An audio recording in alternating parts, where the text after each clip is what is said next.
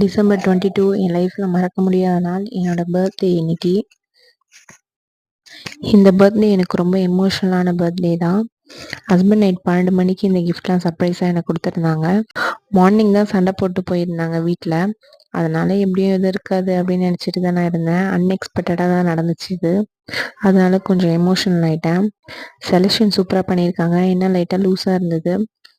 கிளம்பி டிஃபன் சாப்பிட்டுட்டு சர்ச்சுக்கு போயாச்சு. போயிட்டு எல்லோரும் நல்லபடியாக ப்ரேயர்லாம் பண்ணிவிட்டு கேண்டில் ஏற்றிட்டு அங்கேருந்து வீட்டுக்கு வந்தாச்சு. வீட்டுக்கு வந்தோடனே எப்பயுமே கேக் வந்து கடையில் தான் வாங்கி வெட்டுறாங்க இவங்க. இந்த தாட்டி நீங்கள் வாங்காதீங்க, நானே செய்கிறேன்னு சொல்லிட்டு வீட்டில் நானே கேக் செஞ்சேன்.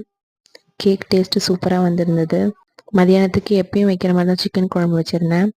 லஞ்ச் முடிச்சுட்டு ஈவினிங் போல் அம்மாவும் அப்பாவும் வீட்டில் வந்திருந்தாங்க. அப்படியே கேக்கும் வெட்டியாச்சு.